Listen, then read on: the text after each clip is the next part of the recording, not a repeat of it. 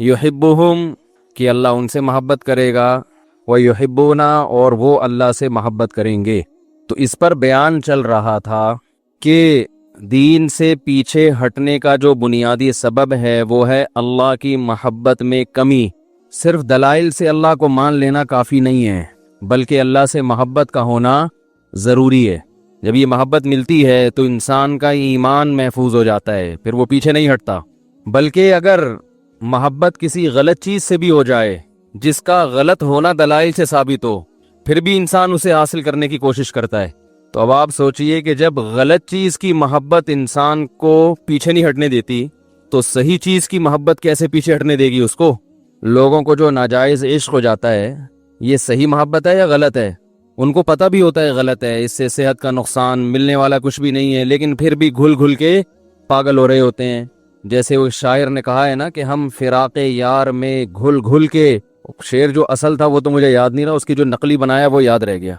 हम फिराक़े यार में घुल घुल के, कुछ असल चाहिए था कि दुबले हो गए, तो शायर ने उसको चेंज कर दिया कि आजकल के आशिक अल्लाह उसके रसूल के इश्क में दुबले होने के बजाय खा खा के मोटे हो रहे होते हैं। तो उसने यूं कर दिया, हम फिराक़े यार में। फिराक़े यार का मतलब यार की जुदाई, अल्लाह की मोहब्बत, रसूल की मोहब्बत, इतनी मोहब्बत के घुल घुल के हाथी हो गए हैं। इंसान जब घुलता है तो हाथी भी सिमट के हिरन बन जाता है, लेकिन हम अल्लाह की मोहब्बत में घुल घुल के, बोलो भाई, हाथी हो गए। कह रहे इतने घुले रुस्तम के साथी हो गए। रुस्तम पहलवान और भोलू पहलवान अब आपको देख के शर्म महसूस कर रहे हैं। तो ये भी अल्लाह और उसके रसूल की मोहब्बत का एक स्टाइल है कि आप रसूल के इश्क में खाते ज्यादा हैं, समझ रहे हैं ना। क्योंकि वो नबी की मोहब्बत का जो तरीक़ा आपने ईजाद किया, उसमें कसरत से रोज़े और कसरत से तहज्जुद, कि रात को आप अल्लाह के सामने खड़े होकर अपने आप को थकाएं, उससे भी इंसान दुबला हो जाता है ना। क्या हो गया भाई? अल्लाह की मोहब्बत में अपने आप को आपने थकाया। भाई पहले ही सही था यार, इसको क्या छेड़ दिया आपने। अल-फलाहिया का क़यामत की बड़ी बड़ी अलामात में से एक अलामत ये है कि अल-फलाहिया का स्पीकर सही हो जाएगा। अल-फलाहिया का स्पीकर ठीक हो जाएगा। बड़ी बड़ी अलामात में से बहुत बड़ी बड़ी अलामतें हैं कि एक अलामत ये आई थी कि जनरल मुशर्रफ पे मुकदमा चलेगा, क़यामत की बड़ी अलामत। एक ये थी कि अल्ताफ़ भाई वापस आ जाएंगे, ठीक है ना। एक अलामत ये भी बयान की जाती थी क़यामत की अलामत, और भी बहुत सारी हैं, लेकिन वो सियासत की तरफ चला जाएगा मामला। मुल्क में करप्शन का खात्मा हो जाएगा। तो एक बहुत बड़ी अलामत ये है कि अल-फलाहिया का लाउड स्पीकर सही हो जाएगा। तो अभी भी सही नहीं है, जो मुझे आवाज़ में ना मुश्किल हो रही है, आवाज़ मज़ेदार नहीं है।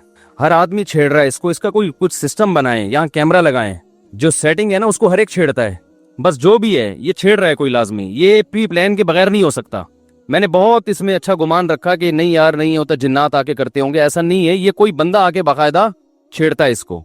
दुश्मनी होगी किसी को हमसे, किसी से कर्ज लेके हम वापस नहीं कर रहे होंगे, कोई चाबी बनवाई हुई है किसी ने दूसरी, मेरा ख्याल है। ये हकीकत बता रहा हूँ, आप इसको मजाक ना समझें, क्योंकि ऐसा हो नहीं सकता कि बड़े बड़े माहिरीन को ले आए हम, उन्होंने एक सेटिंग होती है फजर में, वो सेटिंग आउट हुई हुई होती है। फजर की तिलावत में मुझे मजा ही नहीं आता, वो माइक खराब हो चुका होता है, उसमें कभी गूंज रहा है, कभी आवाज़ कम है, और हर बयान में नए सिरे से सेटिंग करनी पड़ती है। तो कोई बंदा है जो छेड़ रहा है इसको, उसने चाबी बनवाई भी होगी, क्योंकि यहाँ 8-10 साल पहले किसी ने एक चाबी बनवाई भी थी, वो उसने लॉकर से पैसे निकाले, खैर पकड़ा गया फिर वो। तो ऐसे ही कोई बंदा होगा जो बनवाई भी है, कुछ गड़बड़ कर रहा है इसको। ये संजीदगी से इसको नोट करें। आप देखें कि जैसे भी जो सेटिंग है ना उसकी तस्वीर खींचें और देखें असर में वही सेटिंग है या नहीं है। कैमरे तो लगे हुए हैं ना, अगर वो आउट है तो हम कैमरे में फिर देखेंगे कि कौन घुसा है उसमें, तो बटन छेड़ा किसने है। ये जो जिन्नात है ना ये नहीं करते काम। आपको पता है मैंने एक दफा बयान में ये कहा था कि एक साहब कहने लगे हमारे घर में कुछ उल्टे सीधे काम हो रहे हैं, लॉकर खुला हुआ होता है, ये होता है, बहुत देख लिया कोई। मैंने कहा अपने ही घर का कोई चोर है। वो कह रहे नहीं हमारे घर में कोई ऐसा नहीं है। मैंने कहा भाई ऐसा ही है। तो मैंने कहा खुफिया कैमरा लगाओ, पता ना चले कि कैमरा लगाया है, तो या तो वो जिन आना छोड़ देगा या वो पकड़ा जाएगा। कल किसी ने मुझे व्हाट्सएप पे वीडियो भेजी कि घर में रात को रोजाना नल का खुला हुआ होता था, सुबह जब घर वाले उठते तो नल का से पानी बह रहा होता था। बहुत देख लिया भाई ये कौन है जो रात को नल का जाके खोलता है। आमिलों को फोन किया, उन्होंने कहा जिन्नात का केस है और ये है, और हजारों रुपए उड़ा दिए उस चक्कर में। या तो मेरा बयान उन्होंने कहीं सुना कि खुफिया कैमरा लगाएं, या वैसे ही उनके जहन में आया कैमरा लगाया, तो उन्होंने मुझे वो कैमरे की वीडियो भेजी कि वो जिन पकड़ा गया। आमिलों ने सब ने यही कहा कि क्या है असरात हैं, क्योंकि इन बेचारों के पास, मैंने बताया था ना, एक हकीम को پھوڑے کی بیماری کا علاج آتا تھا، پھنسی کا آتا ہی نہیں تھا. یہ کلپ بنائے عاملوں پہ، بہت دن ہو گئے عاملوں پہ بولا نہیں ہوں میں. تمام عاملوں نے، چاہے وہ دیوبندی تھے، بریلوی تھے، اہل حدیث تھے، جتنے بھی روحانی تھے نا، سب نے یہی کہا کہ جنات کا کیس ہے یہ، سیدھا سیدھا. اور پڑھنے کو، اور وہ آتے ہیں نا سونگتے ہیں، یوں کرتے ہیں ایسے ٹوپی ڈرامے جیسے ان کو کوئی محسوس ہو رہا ہے، یہاں پہ آئیں گے کچھ اثرات مسرات محسوس ہو رہے ہیں، اس طرح کے ڈرامے چہرے کے ایکسپریشن سے اور باڈی لینگویج سے یہ شو کرتے ہیں کچھ ہے یہاں پہ. تو انہوں نے خفیہ کیمرہ لگایا تو دیکھا کہ رات کو چوہا آیا، اس نے بڑے تمیز سے نل کا کھولا، پانی بھی پیا اس نے، اور ٹب میں پانی جمع ہو کے نہا بھی رہا ہے کمبخت، بڑے آرام سے اس میں غسل. چوہا بہت ذہین جانور ہے، اس کو کہیں گرمی لگتی ہوگی، اس نے اندازہ لگا لیا. وہ اب اتنی سینس اس میں ہے نہیں کہ بھائی تو اس کو بند تو کر دے، کھولنا آتا ہے اس کو، بند کرنا نہیں آتا. خوب نہا دھو کے نکل لیا. وہ کسی کا دماغ بھی نہیں جا سکتا کہ چوہا آ کے نل کا کھولے گا، اس میں نہائے گا اور پھر چلتا ہوا جائے. اب وہ تو شکر ہے چوہے کے چلتے ہوئے کے نشانات نہیں تھے، ورنہ عامل بولتے کہ جنات چوہوں کی شکل میں آ رہے ہیں. حقیقت ہے یہ، دیکھو پنجے تو بہت بڑا کوئی جن ہے. تو گھر میں خفیہ چوریاں ہو رہی ہیں نا، جن وین پہ نہ ڈالا کریں. خفیہ چوری کوئی بہت ہوشیار چور ہے، لوگ کہتے ہیں سمجھ میں ہی نہیں آ رہا کوئی کیسے چوری کر سکتا ہے. تو بھائی ہوشیار چور تو کہتے ہی اس کو ہیں کہ جو اس طرح سے چوری کرے کہ سمجھ میں نہ آئے. اگر سمجھ میں آنا شروع ہو جائے تو وہ پھر چوری تھوڑی کرے گا، تو اس کو پتا ہے کہ پکڑا جاؤں گا بھائی میں، اس کو پتا ہے میں پکڑا جاؤں گا. تو بات یہ چل رہی تھی، کیا بات چل رہی تھی؟ جو اصل بات تھی نا، اس سے میں یہ کر رہا تھا کہ اللہ تعالیٰ کی محبت، اگر میں کہہ رہا تھا محبت ایک ایسی زبردست چیز ہے، ایسی زبردست چیز ہے کہ اگر کسی چیز کے غلط ہونے پر دلیل قائم ہو جائے اور آپ کو پتا ہے کہ یہ 100% غلط ہے، لیکن آپ کے دل میں اس کی ایک دفعہ محبت پیدا ہو جائے تو غلط ہونے کے باوجود آپ اسے حاصل کرنے کی کوشش کرتے ہیں. تو اگر کسی چیز کا دلائل سے برحق ہونا ثابت ہو جائے، جیسے اللہ اور اس کے رسول کا اور آپ کی تعلیمات کا، اسلام کی تعلیمات تو بہت پاکیزہ ہیں، ہر ایک کی فطرت کو اپیل کرتی ہیں. تو اگر کسی کا، یہ ایک بات یاد رکھو، اسلام کو شخصیتوں پہ نہ پرکھا کریں. سمجھ رہے ہیں نا، اسلام کو تھوڑا سیاست سے الگ رکھیں. اسلام میں سیاست ہے، سیاست میں اسلام نہیں ہے. اسلام میں سیاست بھی ہے مگر سیاست میں اسلام یہ نہیں ہے. کیونکہ میں بہت زیادہ لوگوں سے جو ہے نا وہ الٹی سیدھی، وہ جو میں نے ایک عمران خان کی تقریر پر حمایت کر دی تھی، اس میں بہت سارے اپنے کٹ گئے. میں نے تقریر کی حمایت کی، اس میں بھی شروع میں اور آخر میں بڑی تمہید تھی کہ اس کو آپ کوئی سیاسی رخ نہ دیں، یہ کوئی JUI کی مخالفت نہ سمجھیں یا مسلم لیگ کی مخالفت نہ سمجھیں. ایک ملک کے وزیر اعظم نے اسپیچ کی ہے. میرے پاس اب خطوط آ رہے ہیں لوگوں کے، فون تو میں اٹھاتا بہت ہی کم ہوں، خطوط آ رہے ہیں کہ آپ ہمارے دل سے اتر گئے مفتی صاحب، میں آپ کا بہت بڑا فین تھا اور میں اب آپ میرے دل سے اتر گئے ہیں. مجھے جواب دیں کہ ایک یہودی کو آپ کیسے وہ کر رہے ہیں اور ایک فلانے کو آپ کیسے وہ کر رہے ہیں. تو میں جواب نہیں دے رہا کیونکہ مجھے پتا ہے جواب دوں گا پھر اس پہ ایک نیا خط آ جائے گا. اس لیے جواب نہیں دے رہا کہ آپ میں جواب کا تحمل نہیں ہے، برداشت نہیں ہے. آپ یہ چاہتے ہیں کہ یعنی اس بنا پر بھائی آپ اختلاف کرو نا، بولو بھائی مفتی صاحب آپ نے جو وزیر اعظم کی تعریف کی غلط کی ہے، اس کا دل سے اترنے سے کیا تعلق ہے؟ کوئی شرعی مسئلہ تھوڑی میں نے بیان کیا ممبر پہ بیٹھ گئے. اب بولو بھائی جو آپ دین کی باتیں کر رہے ہو ماشاءاللہ وہ تو بڑی زبردست ہیں، تو اس معاملے میں ہم آپ کے پہلے بھی فین تھے، اب بھی فین ہیں. سیاست کے معاملے میں جو آپ نے یہ بات کی ہے وزیر اعظم کی تقریر سے، ہم آپ کے متفق نہیں ہیں، ختم ہو گئی بات. مثال کے طور پر میں اگر کوئی میڈیکل سائنس کی بات کروں، میں بتاؤں شوگر کی ایک فلاں دوا ہے، میں نے ڈاکٹر سے سنا ہے بڑی زبردست ہے، آپ نے اس سے بڑے ڈاکٹر سے سنا کہ وہ زبردست نہیں ہے، تو میں آپ کے دل سے اتروں گا؟ بولو نا بھائی، دل سے اتروں گا. آپ بولیں گے یار میڈیکل سائنس میں انہوں نے ایک بات کہی ہے ان کی رائے کے مطابق، دوسرے ڈاکٹر نے تو اس کے خلاف کہا ہے. اب آپ کے پاس دونوں آپشن ہیں، اس کی مانیں ہمارے والے ڈاکٹر کی مان لیں، دل سے نہیں اتاریں گے آپ. بولیں گے ان چیزوں سے آدمی نہ دل سے اترتا ہے نہ دل پہ چڑھتا ہے. میں جب طالب علم تھا تو ہمارے ایک استاذ نے ایک نصیحت کی ہمیں، وہ اس وقت نصیحت سمجھ میں نہیں آئی، اب آتی ہے سمجھ میں. انہوں نے کہا دیکھو عوام کی عقیدت سے کبھی متاثر نہیں ہونا، صحیح ہے نا؟ جو عوام آپ سے کہنا حضرت ماشاءاللہ ماشاءاللہ آپ کے چپل بھی اٹھا رہے ہیں، اس سے کبھی متاثر نہیں ہونا، دھوکے میں نہیں آنا. میں نے کہا کیوں؟ انہوں نے فرمایا 2 منٹ میں ان کی عقیدت تیل ہو جاتی ہے. سمجھ رہے ہیں نا؟ ذرا سی کوئی بات دائیں بائیں ہوئی جو ان کے مزاج کے خلاف ہوئی، وہ ساری عقیدت ختم، گالیاں دینے پہ آ جائیں گے. حوصلہ نہیں ہے. مولانا طاری جمیل صاحب کے ساتھ کیا کیا ہے؟ انہوں نے اگر عمران خان کی تعریف کر دی، آپ کہہ دو غلط تعریف ہے، ختم. ساری زندگی کی ان کی محنت، ہزاروں گناہگاروں کو ان کے ہاتھوں اللہ نے توبہ کی توفیق دی. کیا اللہ نے، اب تو وہ عمر زیادہ ہو گئی، اس طرح سے وہ بول نہیں سکتے، عمر زیادہ ہو گئی اور بیماریاں نے گھیرا ہوا ہے ان کو، تو ان کی آپ تقریریں سنیں جوانی کی، کیا سخت دلوں کو انہوں نے سخت دلوں کو نرم کیا ہے. कैसे बड़े बड़े गुनाहगारों को उनकी वजह से तौबा की तौफीक मिली है। सारी जिंदगी की मेहनत एक तरफ, एक वजीर आजम की जात पर उन्होंने थोड़ी सी बात कर ली कि अच्छा आदमी है, तो वो सारी मेहनत और वो अकीदत एकदम हवा हो गई। हमने तो उसकी जात की तारीफ भी नहीं की है, हमने तो ये कहा ही नहीं कि अच्छा है क्या बुरा है, हमने तो ये कह दिया तकरीर अच्छी है।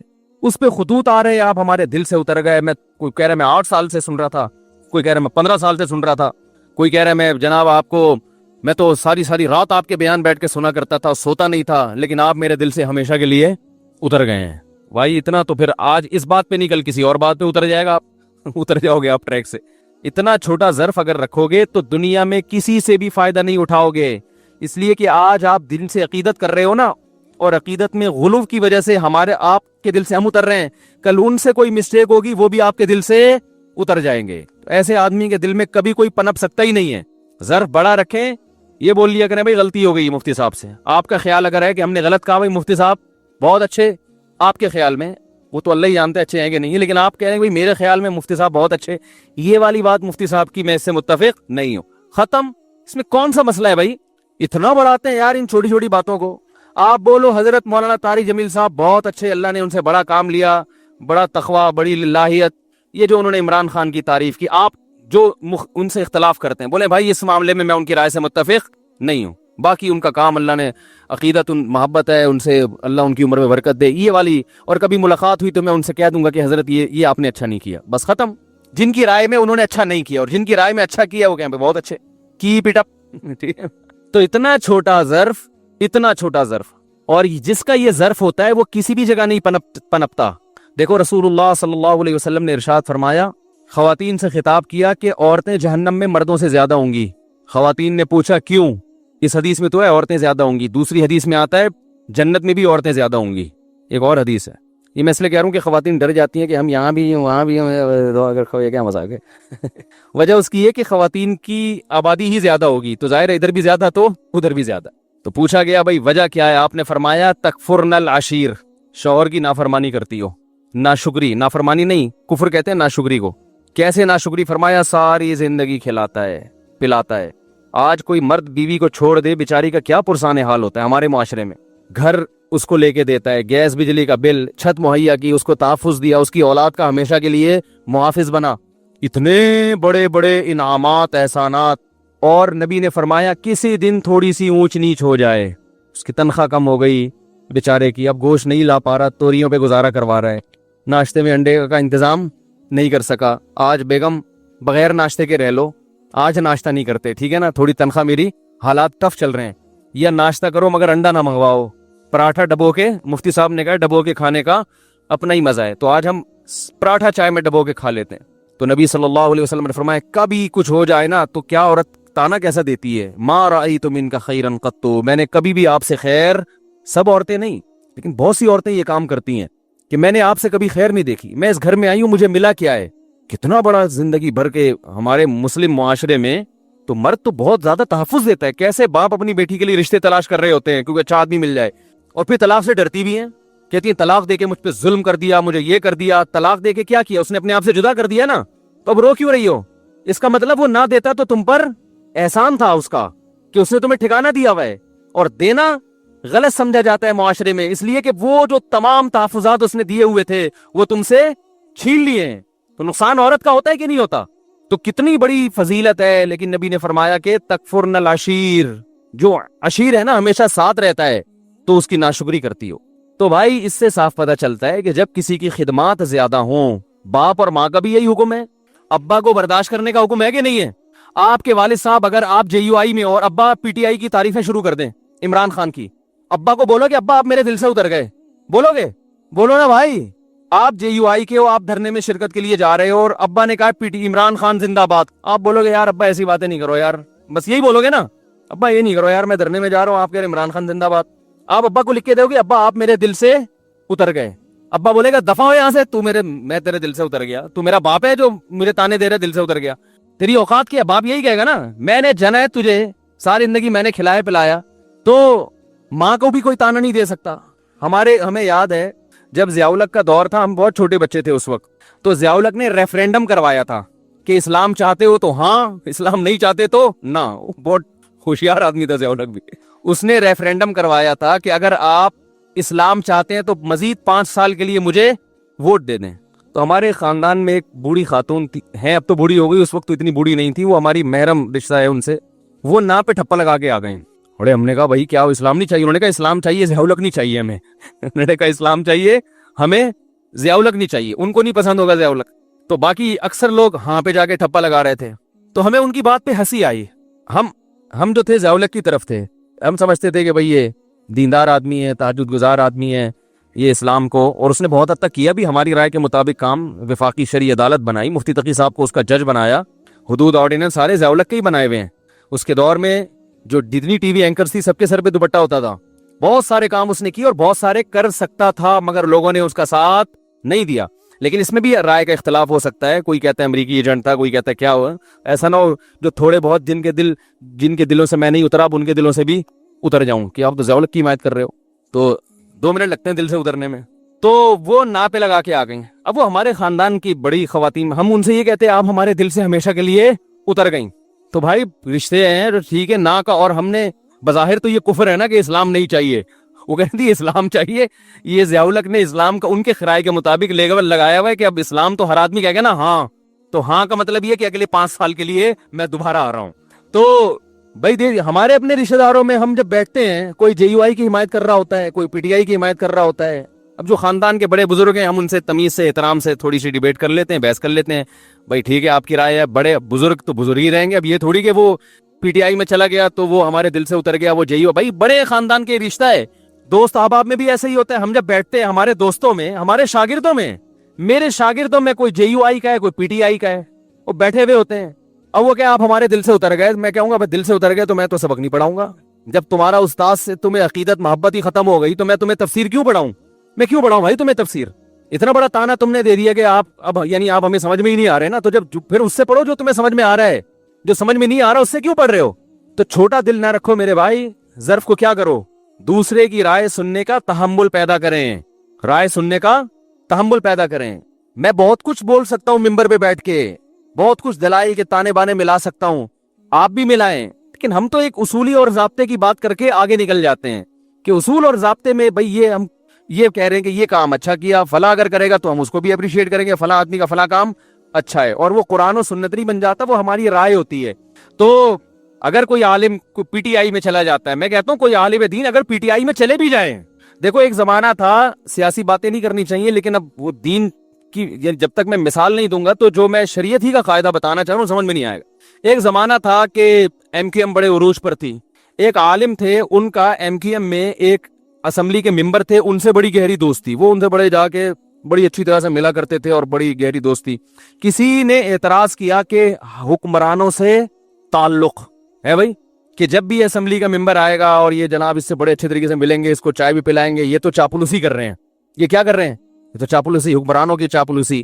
تو میں نے ان سے کہا, میں نے کہا بھائی دیکھو, ایک جب کوئی بھی حکومت میں ہے تو اس کے خلاف چلو گے تو آپ اپنے کام نہیں نکلوا سکتے, اور اگر آپ اس سے دوستی لگا کے بہت سارے دینی کام کروا سکتے ہیں اس سے, تو یہ چاپلوسی نہیں ہے, یہ شریعت میں عین مطلوب ہے. چاپلوسی حکمرانوں کی وہ حرام ہے جو اپنی ذات کے لیے ہو, قوم کے لیے ہے, ملک و ملت کے لیے, تو یہ چاپلوسی نہیں ہے, یہ تو اخلاق ہے. اور شریعت نے ہمیں حکمرانوں کے احترام کا حکم دیا ہے, ان کو ذلیل کرنے کا حکم نہیں دیا. اس لیے کہ قومی اتحاد جو ہے نا, اتحاد وہ جب ہی ہوتا ہے کہ جب سب ایک امیر پر متفق ہوں, تب ملک پاورفل بنتا ہے, تب اس وقت طاقتور بنتا ہے ملک. آپ درجنوں سیاسی اختلاف کریں تو اگر کوئی کسی اسمبلی کے, میں اس لیے کہہ رہا ہوں, حضرت مولانا طارق مل صاحب جا کے بیٹھے ہوئے ہیں کسی حاکم کے پاس, اس کی تصویریں آ رہی ہیں, نیچے جھوٹی حدیثیں اور اسلاف کے واقعات کے جو حکمرانوں سے ملتا ہے وہ یوں ہیں تو وہ یوں ہیں تو فلانا ہے. بھائی جو اپنی ذات کے لیے ملے, اپنی ذات کو پروموٹ کرنے کے لیے, اور جس کے پیچھے مقصد ہو, جس کے پیچھے ایک قوم کی خدمت ہو, تو اس کے لیے بالکل جائز ہے. اور یہی کام جب آپ کرتے ہیں تو وہ حلال ہوتا ہے, دوسرا کرے تو وہ کیا ہو گیا, وہ ناجائز ہو گیا. کوئی اصول ہی نہیں ہے, کوئی ضابطہ ہی نہیں ہے کسی بھی چیز کا. تو خلاصہ یہ نکلا کہ تھوڑا سا ظرف کو بڑا رکھیں, اختلاف رائے کا تحمل کریں کہ اس کی یہ رائے ہے, ہماری. دیکھو یہ ہمارے اکابر میں اس سے بھی بڑے بڑے اختلافات ہوئے ہیں, فلاں کو وزیر اعظم بننا چاہیے کہ نہیں بننا چاہیے, فلاں حقدار ہے یا نہیں, یہ کم درجے کے اختلاف ہے. کنٹری بننا چاہیے نیا یا نہیں بننا چاہیے, یہ زیادہ بڑا اختلاف ہے. کیا خیال ہے؟ जब हिंदुस्तान के दो टुकड़े हो रहे थे, मौलाना हुसैन अहमद मदनी रहिमहुल्लाह ताला की राय ये थी कि हिंदुस्तान को दो टुकड़ों में तकसीम, बोलो भाई, नहीं होना चाहिए। उनकी राय थी।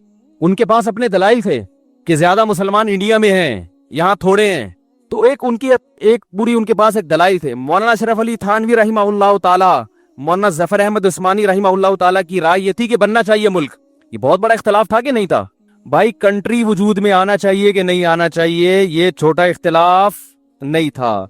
मौलाना हुसैन अहमद मदनी वो कहते थे मुल्क नहीं टूटना चाहिए, इस पे वो जलसे कर रहे थे, धरने दे रहे थे, बड़ी तहरीक चलाई थी उन्होंने, पूरा एड़ी चोटी का जोर लगा लिया कि हिंदुस्तान को नहीं टूटना चाहिए।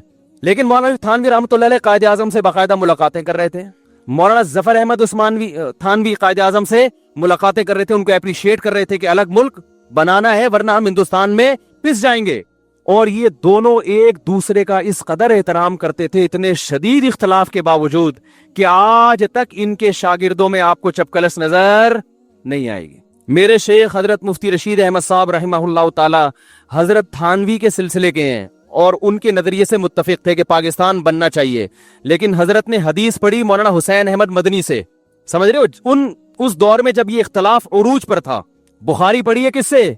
मौलाना हुसैन मदनी से। इतने शदीद इख्तलाफ के बावजूद हमारे हजरत फरमाते हैं मुझे मौलाना हुसैन अहमद मदनी से इतनी अकीदत थी कि मैं दर्स में उनके करीब आके बैठा करता था और जहां मौका मिलता उनके पांव के तलवों पे अपना हाथ लगाता। एक इश्क की हद तक मोहब्बत थी ना, इतनी मोहब्बत। कितना बड़ा इख्तलाफ, इसलिए कि उन्होंने इस इख्तलाफ को आपस की नफरतों का जरिया नहीं बनाया, आपस की नफरतों का जरिया नहीं बनाया। मौलाना थानवी रहमहुल्लाह ताला को किसी ने फरमाया कि अबुल कलाम आजाद जो हैं वो पाकिस्तान बनने के कायल नहीं है, वो आपसे बहस करना चाहते हैं, ठीक है ना, वो आपसे बहस करना चाहते हैं। तो किसने बताया? हजरत अबुल कलाम आना चाहता है। हजरत ने मिज़ा में फरमाया आने दो, यहाँ जद्दुल कलाम बैठा हुआ है। यानी अब कहते हैं बाप को और जद कहते हैं दादा को। अगर कलाम का बाप है तो हम कलाम के दादा हैं। इनकी आपस में बहस भी हुई और मुबाहिसे भी हुए, बड़ी मोहब्बत से, बड़े सलीके से। उसके बावजूद अपनी राय पर कायम। शेखुल हदीस मौलाना ज़करिया रहमहुल्लाह ताला को किसी ने बताया कि आप तो सिरे से सियासत में हिस्सा ही नहीं लेते, मुल्क की हालात कहाँ जा। तीसरा ग्रुप एक ये था जो दोनों तरफ कहीं भी नहीं था, वो कहते थे हम सियासत में। भाई मौलाना थानवी रहमहुल्लाह की, मौलाना अशरफ अली थानवी की राय ये थी कि पाकिस्तान बनना चाहिए और सियासत में वो पढ़े। उन्होंने अपने शागिर्दों को भेजा, कायदे आजम से मुलाकातें हुई, कायदे आजम को दीन के करीब लाने में बहुत बड़ा किरदार है। यहाँ तक के कायदे आजम पैंट शर्ट पहना करते थे। मौलाना अशरफ अली थानवी रहमहुल्लाह की मेहनत से उन्होंने वो शेरवानी पर आ गए। उन्होंने कहा ये लिबास जो है ना हमारे मुल्क में मॉडर्न लोगों का समझा जाता है, लोग इससे आपको इस्लामी लीडर नहीं समझेंगे, तो आप अपना लिबास चेंज करें। कायदे आजम इसमें भी एग्री हो गए। और हकीमुल उम्मा मौलाना अशरफ अली थानवी कायदे आजम की बहुत, वो कहते थे इसके गेटअप पे ना जाओ, वो कहते थे कायदे आजम इनके गेटअप पे ना जाओ, ये आदमी अंदर से मुसलमान है। और मुल्क लेने के लिए जो पेचीदगियां हैं और उसके जो साइड इफेक्ट हैं उनको ये हमसे ज्यादा समझते हैं। इन्होंने लॉ पढ़ा हुआ है, समझ में आ रही है बात कि नहीं आ रही? वो ये ज्यादा अच्छा समझते हैं। अब इसमें कौन सही था कौन गलत था ये बहस करने का कोई फायदा नहीं है, इसलिए कि जब पाकिस्तान बन गया तो मौलाना हुसैन अहमद मदनी ने सबसे पहले पाकिस्तान की हिमायत की है। लोगों ने कहा आप तो मुखालफत कर रहे थे, तो उन्होंने कहा मस्जिद बनने से पहले इख्तलाफ हो सकता है कि मस्जिद बने या ना बने, बन गई तो उसका एहतराम लाजिम है। कैसी जबरदस्त सोच थी, अड़े नहीं रहेंगे, नहीं बस नहीं गलत हुआ अब मैं इसकी वाट लगाऊंगा। उन्होंने कहा भाई ये तो उस वक्त इख्तलाफ था, अब जब बन ही गया है तो अब मुसलमानों का एक मुल्क बन गया, अब इसको ताकतवर होना चाहिए, इसमें कानून साजी होनी चाहिए और इसको अब सपोर्ट करना चाहिए। तो बड़ा एक दिलचस्प वाकया मेरे ज़हन में आया था। मैं अर्ज कर रहा था कि कायदे आजम को फुल सपोर्ट मिल रही थी कहाँ से? मौलाना शरीफ थानवी रहमहुल्लाह ताला की तरफ से। और उधर मौलाना हुसैन अहमद मदनी वो सियासत में वो उनके जुलूस निकल रहे थे और वो तकरीरों में कहते थे मुसलमानों ये दिल्ली की जामे मस्जिद छोड़कर कहाँ जा रहे हो, ये बाबरी मस्जिद छोड़कर कहाँ जा रहे हो, ये तो तुम्हारे 1000 साल तुमने हिंदुस्तान पे हुकूमत की है, ये तो तुम्हारा है। ये दूसरे फरीक की राय ये थी कि हमारा था, अब अगर हम अलग मुल्क नहीं मिला तो इससे भी जाएंगे हम, क्योंकि गोरा अंग्रेज सारे फायदे हिंदू को देके जा रहा था, वो हिंदू के हवाले करके जा रहा था। दोनों की राय थी, दोनों के दलाइल थे, उसकी सुनते लगता वो सही कह रहा है, उसकी सुनते लगता वो सही कह रहा है। और एक तीसरा ग्रुप था शेखुल हदीस मौलाना ज़करिया रहमहुल्लाह ताला का, वो सारा दिन इल्म हदीस में किताबों में लगे हुए थे, वो सियासत में दिलचस्पी, वो किसी धरने में शरीक ही नहीं होते थे। अब ये चाहते ना 3 धड़े बड़े आराम से बन सकते थे उलमा के। एक धड़ा बन जाता पाकिस्तान बनना चाहिए, एक धड़ा پاکستان مخالف اور ایک یہ کہ یہ دونوں جو ہے نا فتنہ پرست ہیں. ہمیں تو اللہ اس کے رسول کے بس دین میں لگنا چاہیے. یہ تینوں اپنے مریدوں کو تیار کرتے اور بولتے کہ تم اس کی مجلس میں نہیں جانا, اس درس حدیث نہ سننا مولانا حسین مدنی کا. اور مولانا حسین مدنی درس بھی کہاں دیا کرتے تھے؟ مسجد نبی میں نبی صلی اللہ علیہ وسلم کے روضہ اطہر کے سامنے بیٹھ کے. پوری دنیا سے لوگ آ کے ان کا بخاری کا درس سنا کرتے تھے. یہ اتنا یعنی علم حدیث پہ عبور تھا کہ نبی صلی اللہ علیہ وسلم کے روضہ اطہر پہ درس دیا کرتے تھے بیٹھ کے. کئی سال درس دیا انہوں نے. تو اب یہ تینوں حضرات اگر اپنی نیچے عوام کی تربیت یوں کرتے, شیخ الحدیث مولانا زکریا رحمۃ اللہ علیہ کہتے نہ تھانویوں کے پاس جاؤ, ہیں ان کے پاس جب جا کے دیکھو کہ پاکستان بنے گا, بن کے رہے گا, پاکستان بن کے رہے گا. نہ مدنیوں کے پاس جانے کی ضرورت ہے, تم علماء ہو, تمہارا کام کیا ہے؟ حدیث پڑھو, قرآن پڑھو, فقہ پڑھو, یہ تمہارا کام ہے. قریب بھی ان کے پھٹکنے کی اجازت نہیں ہے. کیا خیال ہے بھائی؟ اور مدنی گروپ کہتا ہے کہ یہ مسلمانوں کو مروا رہے ہیں, یہ الگ ملک بنا کے یہ سارا ہندوؤں کے حوالے کر کے مروا رہے ہیں. ان کے یہ ورڈنگ نہیں تھی, ان کا یہ تھا میری رائے یہ دوسروں پہ تہمتیں نہیں لگائی انہوں نے. اگر تہمتیں لگانا شروع کر دیتے نا کہ ان کی نیت ہی غلط ہے, معاملہ پھر خراب ہوتا ہے. معاملہ جب خراب ہوتا ہے جب آپ دوسرے کی نیت پہ ڈاکہ ڈالنا شروع کر دیں, یہ بندہ ہی غلط ہے, یہ ان کی نیت. بھائی نیت کیسے؟ کوئی قرآن میں تھوڑی لکھا ہوا ہے کہ پاکستان بننا چاہیے کہ نہیں بننا چاہیے, یہ تو رائے ہے نا, تو دو رائے بن سکتی ہیں. تو انہوں نے یہ نہیں کہا کہ ان کی نیتیں ٹھیک نہیں ہیں, یہ تمہیں مروانا چاہتے ہیں, یہ ہیں ہی غلط لوگ, یہ تو پہلے ہی صوفی ٹائپ کے لوگ ہیں, خانقاہیں چلانے والے لوگ ہیں, تو تمہیں مروا دیں گے. تو کسی نے تبھی تینوں فریقوں میں آپس میں آج تک محبت قائم ہے. تو شیخ الحدیث سے کسی نے کہا کہ آپ تو جلسوں میں جاتے نہیں, دھرنوں میں جاتے نہیں, اور آپ وہ اپنے شاگردوں کو بھی منع کرتے تھے کہ مت جاؤ ورنہ علم کے نہیں رہو گے. تو کسی نے کہا مولانا حسین مدنی تو کرتے ہیں. تو انہوں نے کہا مولانا حسین احمد مدنی جیسا حوصلہ ہم میں نہیں ہے, وہ سیاست میں پوری طرح اتر کے بھی علم سے پیچھے نہیں ہٹے. انہوں نے کہا اتنی کتابیں وہ روزانہ پڑھا رہے ہیں, اتنے تحقیقی کام ان کے ہو رہے ہیں, اور جلسوں میں شرکت بھی, دھرنوں میں شرکت بھی, یہ حوصلہ اللہ نے ہر ایک کو نہیں دیا. عجیب دیکھو کیسا. تو اپنے شاگردوں کا یہ ذہن بنایا جس کی وجہ سے آج بھی ان کے شاگردوں میں آپس میں محبت ہے. ہمارے حضرت تو انہی کے شاگردوں میں سے تھے نا. تو مولانا حسین مدنی رحمہ اللہ سے بھی محبت کرتے تھے, اور حضرت حکیم الامہ کے سلسلے کے تو یعنی ان کو خلافت ملی ہوئی تھی. تو اب جو سسٹم چل رہا ہے اب اتنے بڑے اختلاف نہیں, اب اس سے چھوٹی نوعی. عمران خان کی تعریف کر دی تھی مولانا طارق جمیل صاحب نے, تو اب وہ 3 توئیں میں شرارت ہے, ایسے بھی کچھ میسج آ رہے ہیں کہ توئیں جس نام میں بھی ہوگا اس میں کیا ہے. مجھے میسج آیا کہ جس مولوی کے نام میں توئیں ہوگا وہ شرارتی ہوگا. ایک طارق جمیل, ایک طارق مسعود, ایک طاہر اشرفی, انہوں نے ایئرپورٹ پہ جا کے استقبال کر لیا تھا نا. توئیں نہیں ہونا چاہیے نام میں. میں نے کہا پھر زوئیں سے نام رکھا کرو. تو بھائی یہ گاڑی ہے کہ JJ 5640, غلط پارکنگ کر دی, اس کو صحیح کر لیں 5640. تو بھائی اتنا بڑا اختلاف ہوا, آپس میں نفرتیں نہیں پھیلی, اب بہت چھوٹے چھوٹے اختلاف ہو رہے ہیں. اور اتنا زیادہ دیکھو, میں ایک بات کہتا ہوں, اپنے سیاسی لیڈر سے عقیدت محبت ضرور کرو, آپ کو جو سمجھ میں آتا ہے. اگر آپ کو دھرنا سمجھ میں آ رہا ہے آپ دھرنے میں جاؤ, اگر آپ کو نہیں سمجھ میں آ رہا آپ نہیں جاؤ. لیکن ان سیاسی قائدین کے چکر میں آپس میں ایک دوسرے کو دل سے مت اتارو. کوئی بھروسہ نہیں ہے کل یہ لیڈر آپس میں بیٹھ کے چائے پی رہے ہوں اور ہم آپس میں لڑ کے ایک دوسرے کو دور کر چکے ہوں. ماضی میں کیا ایسا ہوا نہیں ہے؟ یہ سیاسی لیڈر کفر کے فتوے لگا رہے ہوتے ہیں ایک دوسرے پہ. میں نے خود جلسوں میں تقریریں سنی ہے, وہ کافر, وہ یہودی, وہ فلانا, تھوڑے دن میں اسی کے ساتھ گلے مل رہے ہیں, پھول پہنائے جا رہے ہیں, ہاتھ ملائے جا رہے ہیں, اس کو مکمل سپورٹ کر رہے ہیں. یہ تو ہوتا ہے, ہر لیڈر کے ساتھ ہوتا ہے, ہر لیڈر, اور ہو رہا ہے, اب تو ماضی سے دیکھتے آ رہے ہیں. تو میں طلبہ سے کہتا ہوں JUI اور PTI کے چکر میں آپس میں نفرتیں پیدا مت کرو, تم کلاس فیلو. یہ دور زندگی میں دوبارہ کبھی نہیں آئے گا. 8 سال اکٹھے پڑھتے ہیں, اتنے آپس میں محبتیں ہوتی ہیں, اور JUI اور PTI کے چکر میں گالیاں. میں ان سے کہتا ہوں کل کہیں ایسا نہ ہو مستقبل میں کہ دونوں لیڈر بیٹھے ہوئے وسیع قوم کے وسیع تر مفاد میں چائے پی رہے ہوں. پھر جب آپ بولو گے یار آپ نے ہمیں تو بروا دیا, اس کو بول دیا تھا یہودی کا بچہ ہے وہ, اور آپ نے ان کو بول دیا تھا وہ چور ہے, وہ ڈیزل چوری کرتا ہے, وہ یہ کرتا ہے, وہ کرتا ہے. اب آپ اتحاد کر رہے ہیں تو وہ کہیں گے قوم کے وسیع تر مفاد میں, قوم کے وسیع تر مفاد میں ہمیں یہ بالآخر ہمارا تو بیڑا غرق کر دیا نا. کتنے لوگ ہیں, میں نے جب بیان کیا تھا ایک کہیں وہ چھوٹا سا وہ, تو 5000 سبسکرائبر ایک دن میں میرے چینل سے بھاگ گئے. ٹھیک ہے نا, 5000. وہ میں نے وہ تنزانیہ میں تھا, میں نے تھوڑا سا ایک بیان کر دیا تھا کہ وہ پتہ نہیں وہ PTI کے بارے میں کہ یہ عمران خان نے یہ والا کام اچھا کر دیا, بس اتنا کہہ دیا تھا. 5000 ایک دم سے شارٹ مارکیٹس. یہ وہ سارے تھے جن کے دل سے ہم اسی وقت اتر گئے. تو یار اتنا چھوٹا دل رکھو گے, اتنی عقیدت محبت نہیں کرو اپنے لیڈروں سے. اتنے اچھے نہیں ہیں, یہ بتا دوں میں آپ کو, کوئی بھی ان میں اتنا اچھا نہیں ہے, چاہے کوئی بھی ہو. بہت اچھا کوئی بھی نہیں ہے ذہن میں رکھنا, ٹھیک ہے, بہت برا بھی نہیں ہے. جتنے یہ ایک دوسرے پہ الزام لگاتے ہیں اتنے برے یہ دونوں نہیں ہیں, یہ بتا دوں میں. نہ عمران خان یہودیوں کا ایجنٹ ہے, نہ مولانا فضل الرحمان اتنے برے ہیں جتنا ان کو کہا جا رہا ہے, لیکن اتنے اچھے بھی نہیں ہے جتنا آپ عقیدت محبت میں گھسے چلے جا رہے ہو. تھوڑا سا واپسی کا آپشن رکھو. باقی وزیر اعظم نے جو اچھا کام کیا ہم اس کو اپریشیٹ کریں گے, کرتے رہے, آئندہ بھی کریں گے.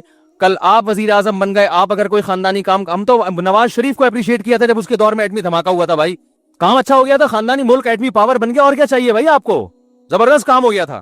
تو اس وقت تو آپ نے نہیں کہا کہ یہ کیا بات ہے, آپ ایسے آدمی کو اپریشیٹ کر رہے ہو جو اتنے ڈالر کھا گیا. بھائی ہم نے ڈالر کھانے پر تھوڑی اپریشیٹ کیا ہے, کہہ رہے ماشاءاللہ ایٹمی دھماکہ کر کے کام کیا کیا ہے, خاندانی کام کیا ہے. تو کہاں سے کہاں بات چلی گئی. پھر بھی آپ غور و تحقیق کر کے ایک کو سپورٹ کریں پورے دلائل کے ساتھ, جذبات سے ہٹ کر, تقریروں سے متاثر نہ ہو. تقریروں کا مطلب سیاسی لیڈر جو ایک دوسرے کے خلاف تقریریں کرتے ہیں. خود انصاف کا سہارا لے کے, لا یجرمنکم شنآن قوم علی الا تعدلوا, اے ایمان والو کسی قوم سے دوستی تمہیں بے عدلی پہ مجبور نہ کرے. ایسا نہ ہو کہ عقیدت محبت میں حد سے تجاوز کرنا شروع کر دو. نبی صلی اللہ علیہ وسلم نے بعض کیسز میں یہودی کے حق میں فیصلہ کیا ہے, یہودی کے حق میں, کہ اس میں یہودی ٹھیک ہے نا, اور بعض کیسز میں آپ نے یہودی کے خلاف بھی فیصلہ کیا ہے. تو بار ممکن ہے کوئی یہودی ایجنٹ تو دور کی بات, یہودی ہو کے بھی برحق ہو, اور یہ بھی ممکن ہے کہ کوئی یہودی ہو کے یا یہودیوں کے ایجنٹ ہو کے حق سے ہٹتا چلا جا رہا ہو. تو جو صحیح بات ہے اس کو صحیح کہنا چاہیے, اور دلوں کے حالات اللہ جانتا ہے. کسی کے دل میں گھس گھس کے فیصلہ کرنا, یہ یوں کر رہا ہے تو یہ اس کی وجہ یہ ہے, تو یہ ہم ظاہر کو اس کے مکلف ہیں. تو کہاں سے کہاں بات چلی گئی. تو میں یہ عرض کر رہا تھا کہ اللہ تعالیٰ نے ہمیں کیا حکم دیا کہ محبت, میں یہ عرض کر رہا تھا غلط چیز کی بھی محبت ہوتی ہے تو انسان اس کے حصول کی کوشش میں لگ جاتا ہے. لوگوں کو چرس سے, ہیروئن سے عشق ہو جاتا ہے, اور ناجائز عشق ہو جاتے ہیں. ان کو پتہ ہے کہ صحت کے لیے نقصان دہ, ملنے والا کچھ بھی نہیں ہے, پھر بھی پاگل ہو جاتے ہیں, صحتیں برباد کر دیتے ہیں. تو آپ سوچو میرے بھائی, جس کے برحق ہونے کا یقین ہو انسان کو, دلائل سے اس کا برحق ہونا ثابت ہو گیا ہو, تو اس کی محبت جب دل میں بیٹھے گی تو پھر آپ کیسے پیچھے ہٹو گے. اس لیے علماء کہتے ہیں جو صوفیہ کرام ہے نا, جن کو آج کل بلا لتاڑا جاتا ہے یہ صوفیہ ایسے ہوتے ہیں, انہوں نے صوفیہ کرام دیکھے ہی نہیں ہوتے, یہ کبھی کسی صوفی کے ساتھ رہے نہیں ہیں. انہوں نے وہ کچھ مزاروں پہ بیٹھے ہوئے جاہل صوفی دیکھے ہوتے ہیں, اور اس کی بیس پر یہ صبح و شام کلپ بنا بنا کے صوفیہ کرام کے خلاف فتوے جھاڑتے رہتے ہیں. میرے شیخ و مرشد بھی صوفی تھے, میں ان سے بیعت تھا, بزرگ تھے. وہ خلیفہ تھے مولانا عبد الغنی پھول پھوری رحمۃ اللہ علیہ کے, اور وہ خلیفہ تھے مولانا شلوی تھانوی رحمۃ اللہ علیہ کے. ہم نے ان بزرگوں کو اپنی آنکھوں سے دیکھا ہے. تو جو ہر وقت بزرگ کے خلاف بولتے رہتے ہیں نا, ان سے میں کہتا ہوں کبھی کسی بزرگ کی صحبت میں چند دن بیٹھ کے گزارو, تمہیں پتہ چلے گا بزرگ کیا ہوتے ہیں. سمجھ میں آ رہی ہے بات. بزرگ لیس زندگی انسان کو برباد کر دیتی ہے. اور یہ بھی جو میں بار بار کہتا ہوں کہ بابے جو کہتے ہیں میرا کوئی بابا ہی نہیں ہے, تو دیکھو رسول اللہ صلی اللہ علیہ وسلم نے ارشاد فرمایا, لا تجتمع امتی علی ضلالہ, میری امت گمراہی پہ کبھی بھی جمع نہیں ہوگی. اس حدیث کا صاف مطلب ہے کہ میری امت کسی بھی زمانے میں بزرگ لیس نہیں ہو سکتی. یہی مطلب ہوا نا. کیا خیال ہے بھائی؟ ہر زمانے میں بزرگ رہیں گے. ایک بات تو یہ دلیل اچھی طرح ذہن میں رہے. دوسری دلیل کہ صحابہ نے صرف قرآن خود سے نہیں پڑھا, یعلمہم الکتاب, ان کو قرآن اور حکمت کس نے سکھائی؟ بولو بھائی, نبی نے. تو صحابہ کا لنک کس سے براہ راست قائم ہوا؟ نبی سے. تو کیا صحابہ کے بعد کوئی بخاری مسلم خود یا قرآن خود پڑھ کے پورا اسلام سمجھ سکتا ہے, پوری ہدایت پہ آ سکتا ہے؟ قرآن میں یہ نہیں ہے کہ اللہ نے, نبی نے صحابہ کو حدیث بتائی ہے, یعلم سکھائی ہے. سیکھنا تربیت کو کہتے ہیں, ٹریننگ. صحابہ نے حدیثوں کا علم بھی حاصل کیا اور ساتھ ساتھ پیغمبر سے سیکھا بھی ہے. آج اگر کوئی کہتا ہے میں براہ راست پیغمبر سے سیکھتا ہوں, تو سوال پیدا ہوتا ہے وَيُعَلِّمُهُمُ الْكِتَابَ وَالْحِكْمَةَ, کہ نبی ان کو کتاب اور حکمت باقاعدہ سکھائیں گے. تو نبی کا کنیکشن صحابہ سے براہ راست ہوا ہے, تب صحابہ ہدایت پہ چلے ہیں. اور تابعین کا پھر کس سے ہوا؟ بولو نا بھائی, صحابہ سے. جب تابعین کا صحابہ سے ہوا, وہ بھی اس لیے کہ جب صحابہ براہ راست نہیں سیکھ سکتے تھے, ان کے لیے رجال چاہیے نا, رجل چاہیے, نبی. تو تابعین کو بھی رجال چاہیے کہ نہیں چاہیے؟ وہ رجال کون ہے؟ اب نبی تو نہیں رہے, نبی سے سیکھے ہوئے لوگ موجود ہیں, جن سے اب کون سیکھے گا؟ تابعین سیکھیں گے. اور انہوں نے سیکھا, تبھی تابعین کی جب بھی ہم سیرت پڑھتے ہیں, فلاں کی اتنے سال صحبت اٹھائی, فلاں کے پاس اتنے سال رہے, ورنہ وہ بھی حدیثوں کی کتاب جمع کر کے پڑھنا شروع کر دیتے. کسی کی صحبت میں رہنے کی ان کو کیا ضرورت تھی؟ پھر تابعین کے بعد تبع تابعین. یہ اہل حق کا جو سلسلہ ہے, روحانی باپ دادا ان کو کہا جاتا ہے, یہ سلسلہ قیامت تک چلتا رہے گا. اس سلسلے میں گمراہ لوگ بھی پیدا ہوں گے، لیکن اگر اہل حق پیدا ہوں گے تو وہ بھی اسی میں پیدا ہوں گے، اس کے علاوہ نہیں ہو سکتے۔ نہیں آ رہی میرا خیال ہے بات سمجھ؟ اس سلسلے سے جو ہٹے گا نا وہ کبھی بھی ہدایت پہ نہیں ہو سکتا، چاہے وہ بخاری مسلم کے صبح شام حوالے دے دے کے آپ کو الو بناتا رہے بیٹھ کے، اس کا مطلب وہ غلط تشریح کر رہے ہیں حدیثوں کی، وہ ہدایت پر نہیں ہے۔ اب میں ان گمراہ لوگوں سے مطالبہ کرتا ہوں کہ اپنے روحانی باپ دادا کا سلسلہ پیش کرو۔ وہ کہتے ہیں امام بخاری، وہ کہتے ہیں امام ترمذی، 8 سے 1100-1200 سال پہلے چلے جاتے ہیں۔ اس کا مطلب یہ ہے کہ 1500 تقریباً 1200 سال سے امت بزرگ لیس چلی آ رہی ہے نا، جبکہ یہ صحیح حدیث کے بولو بھائی خلاف ہے۔ یہ تو حدیث میں تو بزرگ لیس امت ہوگی نہیں۔ سلسلہ میں آپ کو 10 دفعہ اپنا سلسلہ بتا سکتا ہوں الحمدللہ کہ میں نے کن علماء سے علم حاصل کیا، حدیث کس سے پڑھی، حدیث کا سلسلہ محمد صلی اللہ علیہ وسلم تک پہنچاؤں گا، تفسیر کا سلسلہ محمد صلی اللہ علیہ وسلم تک پہنچاؤں گا، میں جو قرآن پڑھتا ہوں تجوید کے ساتھ وہ سلسلہ نبی صلی اللہ علیہ وسلم تک پہنچاؤں گا۔ تزکیہ قرآن نے کہا وَيُزَكِّيهِمْ، نبی ان کا تزکیہ بھی کریں گے۔ تزکیہ کا مطلب ایسی تربیت کرنا کہ ظاہر باطن پاک صاف ہو جائے، انسان بن جائے انسان۔ یہ تزکیہ میرا ہوا کہ نہیں ہوا یہ تو میں نہیں دعویٰ کرتا، لیکن تزکیہ کی کوشش ہم نے کن بزرگوں سے کی، ان بزرگوں کا سلسلہ، پھر ان کے بزرگ کون تھے، ان کے کون تھے، یہ میں محمد صلی اللہ علیہ وسلم تک پہنچا سکتا ہوں۔ تو ہم ان گمراہ لوگوں سے یہ کہتے ہیں کہ آپ ایک دم جو اٹھ کے آ گئے 15ویں صدی میں، اور آپ قرآن و حدیث کے نام پہ آپ کہتے ہیں فلاں بابا بھی ایسا، وہ فلاں بھی ایسا، وہ فلاں بھی ایسا، پھر ہم کہتے ہیں صحیح سچی مچی کے بابے کون ہیں وہ تو بتا دو نا۔ وہ کہتے ہیں سچی مچی کے امام بخاری ہیں۔ اس کا مطلب امام بخاری کے بعد یا تو پیدا نہیں ہوئے یا آپ ان کا نام بتانے سے شرما رہے ہو، ٹھیک ہے نا؟ کیونکہ جن بزرگوں کا آپ نام لوگے نا ان میں آپ کے باپ دادا نہیں آ رہے ہوں گے، حنفی آ رہے ہوں گے یا شافی آ رہے ہوں گے، صحیح ہے نا؟ ہندوستان میں جتنے بھی آئیں گے سارے بزرگ آگے جا کے سب حنفی ہو جائیں گے، اور آپ کو لفظ حنفیت سے کیا ہے چھڑے؟ آپ سارا دن انہی کے خلاف بولتے رہتے ہو، تو آپ ان کو اپنے کھاتے میں کیسے ڈالو گے آپ؟ یا کوئی ایسا آ رہا ہوگا جس کے نظریات سے آپ کے نظریات بالکل مختلف ہوں گے۔ تو یہ خوب یاد رکھیں کہ انسان ریسرچ کے قابل یا تحقیق کے قابل یا ہدایت میں جس کو فالو کیا جائے، اس کی سب سے پہلی شرط یہ ہے کہ وہ یہ بتائے کہ میں نے علم کس سے حاصل کیا، اور پھر جس سے حاصل کیا اس کا برحق ہونا کس لیے ثابت کرے گا، اس نے کس سے، اس کا بابا کون تھا، اس کا بابا کون تھا۔ یہ بابوں کے بغیر آپ اس فہرست میں حدیث کی روشنی میں آ ہی نہیں سکتے جن کو ہدایت یافتہ کہا گیا ہے۔ نہیں یاری بات تو یہ جو کہتے ہیں نا میں بابی نہیں ہوں، یہ خود اپنی گمراہی پہ مور لگا رہے ہوتے ہیں۔ ہاں بابوں کی there are 2 types of باباز، گمراہ اور اہل حق۔ تو آپ نے ہمارے والوں کو تو سب کو گمراہ قرار دے دیا، تو آپ اہل حق دکھائیں، ہم ان کو فالو کرنا شروع کر دیں گے۔ سمجھ رہے ہو نا؟ جیسے ہم غیر مسلموں سے کہتے ہیں کہ محمد صلی اللہ علیہ وسلم معاذ اللہ اگر جھوٹے ہیں تو اللہ نے اپنے بندوں کو، اللہ براہ راست تو ہم کلام ہوتا نہیں ہے، وہ بھی غیر مسلم بھی اعتراض کرتے ہیں نا، نبی نے یہ کیا، نبی نے یہ کیا، نبی ایسے تھے، معاذ اللہ الزام لگاتے ہیں۔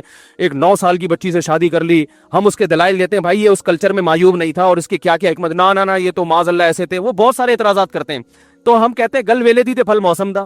مختصر بات یہ کہ اللہ اپنے بندوں سے ہدایت جو دی ہے، یا تو اللہ کا بندوں سے کوئی لنک ہی نہیں ہے، اس نے پیدا کر کے چھوڑ دیا، یہ تو عقل نہیں مانے گی نا۔ خالق اور مخلوق کا رشتہ تو سب سے پہلے ہے۔ تو اللہ کن باتوں سے خوش ہوتا ہے، کن باتوں سے ناراض ہوتا ہے۔ اگر محمد صلی اللہ علیہ وسلم جھوٹے ہیں تو پھر سچا بتاؤ کون ہے بھائی؟ وہ بتا سکتے ہیں؟ وہ جو سچا لے کر آئیں گے نا ان کے خیال میں اس پہ 20، اگر نبی پر ایک اعتراض ہوتا ہے تو اس پر 20 اعتراض ہو رہے ہوں گے، صحیح ہے نا؟ تو ہم کہتے ہیں بھائی اس سے پتا چلتا ہے کہ اللہ نے محمد صلی اللہ علیہ وسلم کے علاوہ کسی کو پنپنے دیا ہی نہیں ہے۔ تو جن بزرگوں سے ہم نے علم حاصل کیا، دین حاصل کیا، انہی لوگوں نے ماضی میں خدمات سر انجام دی ہے، میدان جہاد میں بھی، تصوف کے میدان میں بھی، حدیث کی خدمت میں بھی، فقہ کی خدمت میں بھی، تفسیر میں بھی، تزکیہ میں بھی، انہی کی راتوں کی عبادتیں۔ میں اپنے شیخ کو جانتا ہوں، ہمارے شیخ حضرت مفتی رشید احمد صاحب رحمہ اللہ تعالی رات میں تہجد میں 5 رکعت تلاوت کیا کرتے تھے، اور اتنا روتے تھے اللہ کے خوف سے کہ حضرت نے دعا مانگی کہ اللہ میرا رونا بند کر دے، صحت کو نقصان ہو رہا ہے۔ سمجھ رہے ہیں؟ آج تو سب سے بڑا مسئلہ ہے اللہ کی محبت میں رونا نہیں آتا۔ ہمارے حضرت کو اتنا آتا تھا کہ اللہ سے دعا مانگی اللہ میری یہ کیفیات بولو بھائی ختم کر دے۔ پھر ان کی تقریباً 20 سال صحیح بخاری پڑھائی ہے، اتنا بخاری پہ عبور تھا، بدعت کے بہت خلاف تھے، بہت زیادہ خلاف تھے بدعت کے، عقائد ایسے صاف ستھرے۔ ہم نے تو ان بزرگوں کو دیکھا ہے، لیکن نکالنے والے ان کی بھی کتابوں کو غلط توڑ موڑ کے کچھ بھی نکال کے ان کو بھی الزام لگا دیتے ہیں۔ اور ہم جب کہتے ہیں اس الزام کا جواب دینے کے لیے ہم تیار ہیں، سامنے بیٹھو، سامنے بیٹھنے کے لیے تیار، وہ کلپ بازی، ٹائم ویسٹنگ۔ تو یہ جو ہے نا بزرگ لیس معاشرہ، یہ اسلام کا معاشرہ نہیں ہے، قرآن و سنت کے بالکل خلاف ہے۔ سمجھ رہے کہ نہیں سمجھ رہے؟ تو آپ کو تربیت کرنی ہے، کسی اللہ والے سے تعلق قائم کرنا پڑے گا، جو آپ کا تزکیہ کرے، آپ کو تمیز سکھائے، سب سے پہلے آداب سکھائے آپ کو، محبت سکھائے آپ کو, آپ کا ظرف بڑا کر دے کہ اختلاف رائے جب ہوتا ہے مسائل میں تو اس کو پیش کرنے کا کیا طریقہ ہوتا ہے. میں سمجھا پا رہا ہوں اپنی بات؟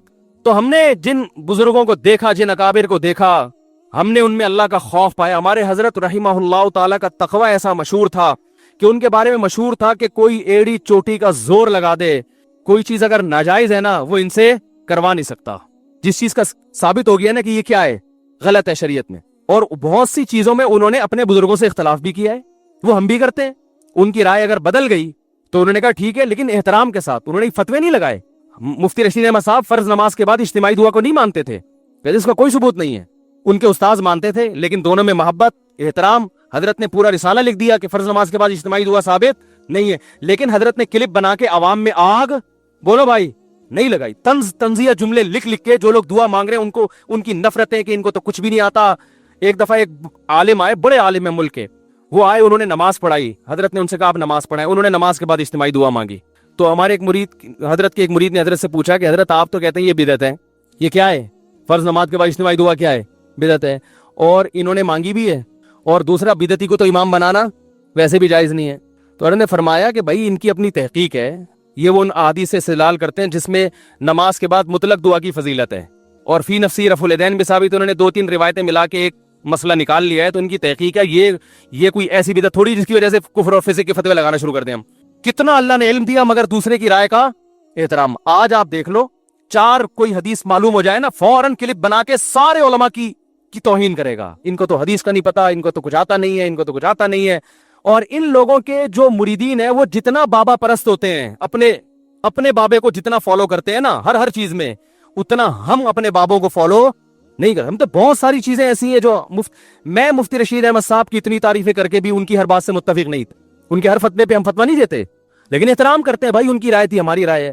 تو اللہ کی محبت اگر آپ کو ملے گی نا, پھر صحیح راستہ پتہ چلے گا. اور اللہ کی محبت کہاں سے ملتی ہے, بولو بھائی, اہل اللہ کی صحبت سے ملتی ہے. تو بزرگوں سے تعلق قائم کرنا پڑے گا آپ کو, آپ کے باپ کو بھی کرنا پڑے گا. اس کے بغیر آپ کا دین خشک دین ہوگا, اس میں چاشنی نہیں ہوگی. حدیثوں کے نمبر آپ کو یاد ہو جائیں گے, رفع الیدین کے جھگڑے بہت اچھی طرح سے یاد ہو جائیں گے. آمین, ٹانگیں چوڑی ٹانگیں پتلی, رفع الیدین کرنا ہے نہیں, یہ بہت ماسٹر ہو جاؤ گے. لیکن نمازوں سے خشوع و خضوع ختم ہو جائے گا. آپ کہہ سکتے ہیں عرب میں تو یہ نہیں ہوتے بزرگ, وہاں بھی ہوتے ہیں. اصطلاح نہیں ہے بزرگ کی. بن باز بہت بڑے متقی پرہیزگار عالم تھے, انہوں نے کئی سال اپنے استاذ کی صحبت اٹھائی ہے, پھر وہ ان کے نائب بنے ہیں. اور ان کے جو خاص شاگرد تھے انہوں نے کئی سال ان کی صحبت اٹھائی ہے, پھر وہ ان کے نائب بنے ہیں. اصطلاحات میں تھوڑی پڑھنا چاہیے. بزرگ کو بزرگ کہہ دو, متقی کہہ دو, بابا کہہ دو, نیک کہہ دو, پیر و مرشد کہہ دو, کچھ بھی کہہ دو, ناموں میں نہیں رکھا. اصل تو حقیقت دیکھی جاتی ہے. تو جو بھی اللہ کی محبت پیدا کرنا چاہتا ہے اسے اللہ والوں سے تعلق قائم کرنا پڑے گا. رب کا وجود ایک حقیقت ہے, اور خدا کی قسم اسلام کا مجھ پہ اور آپ پہ یہ احسان ہے کہ اگر جو اسلام کو فالو نہیں کرتے وہ خداؤں کو مانتے ہیں مگر جھوٹے خداؤں کو مانتے ہیں. وہ ایسا خدا کہ عقل نہیں مانتی کہ وہ خدا ہو سکتے ہیں. اسلام واحد وہ مذہب ہے جو آپ کو سچی مچی کے خدا کا تعارف کرواتا ہے, وہ اوریجنل خدا کا بتاتا ہے آپ کو. بہت سے لوگ اسلام کے منکر ہیں, کون سے خدا کو مانتے ہیں, کوئی پتھروں کے سامنے جھک رہا ہے. یہاں کا جو اصل مذہب ہے وہ تو کروڑوں خداؤں کا ہے نا, جو جاپانیوں کا اصل, اس کا جو پروننسیشن اتنی مشکل ہے یہاں کی. وہ بھی ہم اوچا کیچا کچا کا کون سا شہر تھا جہاں ہم گئے تھے, وہ یار یاد نہیں ہو رہا مجھے, کیا نام تھا اس کا, جام نہیں آچا کچا کر کے ٹومیٹو کیچپ کا آ رہا تھا اس میں. نہیں یار وہ بھائی یہاں جو اصل جاپانی تھے نا, وہ آچا کچا کر کے بڑا مزے کا نام تھا اس کا. تو کتنے سارے خدا ہیں ان کے مذہب کا میں نام بھول گیا. جو پرانا قدیم بدھسٹ تو بعد میں آئے نا, تو وہ اس سے پہلے کا جو مذہب تھا اس میں ہزاروں خدا ہیں. ادھر کا خدا الگ ہے, ادھر کا خدا الگ ہے, ادھر کا خدا الگ ہے, ادھر کا خدا الگ ہے. ہندوؤں کے الگ ٹائپ کے خدا ہیں, اتنے سارے بھگوان ان کے, کنفیوژن ہے. اس سے تھوڑی سکون ملے گا. قرآن نے کیا کہا ہے, ضرب اللہ مثلا رجلا فیہ شرکاء متشاکسون ورجلا سلما لرجل. بتاؤ ایک شخص ہے جس کا ایک معبود ہے, اسے اس معبود کو خوش کرنا کیا ہے, آسان ہے. اور ایک ہے جس کے ہزاروں مولا ہیں, ہزاروں آقا ہیں, تو کون سکون میں ہوگا بھائی. ان کا ادھر کا شادی کرانے کا دیوتا الگ ہے, بچہ پیدا کروانے کا دیوتا الگ ہے, رزق کا دیوتا الگ ہے, بیماری کو صحت دینے کا دیوتا بولو الگ ہے, 20 قسم کے دیوتا ہے. ہم کہتے ہیں ہمارا رب صرف وہی ہے جس نے اس کائنات کو کلمہ کن کی طاقت سے بنایا, وَإِنَّا لَمُوسِعُونَ, اور اس کائنات کو پھیلاتا چلا جا رہا ہے. وہ قرآن سے پتہ چلتا ہے کائنات رکی بھی نہیں ہے, یہ پھیل رہی ہے. ہمارا رب وہ ہے جس نے پانی کے قطرے میں ایسے سافٹ ویئر انسٹال کیے کہ وہ ماں کے رحم میں جاتے ہیں اور اس میں آنکھ ناک کان دل دماغ جگر بننا شروع. ہم صرف اس خدا کو مانتے ہیں. اس کے علاوہ جتنے بھی ہیں وہ کریٹڈ ہے, وہ مخلوق ہے, وہ خالق نہیں ہے, وہ معبود نہیں ہے, وہ سب ہماری طرح کے محتاج انسان ہے. یا ایھا الناس انتم الفقراء الی اللہ, اے لوگو تم سب کے سب اللہ کے در کے فقیر ہو, محتاج ہو. واللہ هو الغنی الحمید, ایک اکیلا اللہ ہے جو غنی ہے, بے پرواہ ہے, قابل تعریف ہے, اسے کسی کی ضرورت نہیں ہے. کتنا کلیئر کانسیپٹ ہے یا نہیں ہے؟ یہ اسلام میں ہی ملے گا آپ کو. اسلام کے علاوہ یا تو اسلام ہے یا ایتھیزم ہے جو خدا کے ہی منکر ہیں. وہ تو بہت بڑی حماقت والا کام کر رہے ہیں کہ بنانے والے کا انکار کر دیا. تو مذہب میں آپ کے پاس میرے بھائی اسلام کے علاوہ کوئی آپشن بولو نا نہیں ہے. وہ کتنا اللہ نے احسان کیا کہ آپ کو مسلمان پیدا کر کے یہ آزمائش سے بچا لیا اللہ نے آپ. تو وجہ اس کے کہ اس نعمت پہ قدر کر کے یہاں لوگوں میں دعوت دیتے, ان کو مسلمان بنانے کی کوشش کرتے, ان کو ادھر لانے کے بجائے خود ہی ادھر کو کھسکنا شروع کر دیتے ہیں. یعرفون نعمت اللہ, اللہ کہتے ہیں یہ اللہ کی نعمت کو پہچانتے ہیں, اس کے بعد ناشکری کرتے ہیں. تو اس لیے اللہ کی جو طاقت اور قدرت ہے اس پر ایمان لے کر آئیں, اللہ کے احسانات کا استحضار کیا کرے. غیر مسلم جب کھانا کھاتا ہے اللہ کا شکر ادا نہیں کرتا. تھینک یو ایک دوسرے کو بہت کہا جاتا ہے. اب کسی کو کوئی چیز ہے تھینک یو, وہ واپس کرے گا تھینک یو. ہمارے ہاں جو دیسی لوگ ہیں ان میں تھینک یو کی تھوڑی سی کمی ہے. ایسی چیزوں کی زیادتی ہے جو نہیں ہونی چاہیے. وہ زیادتی کن چیزوں کی پھر کبھی ملیں گے تو بتائیں گے آپ کو. تھینک یو کے بجائے وہاں تو یعنی الٹا کام چل رہا ہے. تو اسلام نے ہمیں کتنا ہم پر احسان کیا کہ اللہ کا ہمیں تعارف کروایا. پھر مزے کی بات یہ کہ دنیا میں بہت سے لوگ ہیں جو گاڈ کو مانتے ہیں, صرف مسلمان ہی نہیں, اور ایک خدا کو مانتے ہیں. مذہب میں تو ایسے نہیں لیکن انڈیویجولی ایسے بہت سارے لوگ آج بھی دنیا میں ہیں, سائنسدانوں میں بھی ہیں, پروفیسروں میں بھی ہیں. وہ کہتے ہیں کہ ہے خدا ہے, ہم مانتے ہیں کہ یہ خدا ہے, یہ خود بخود کائنات نہیں بن سکتی.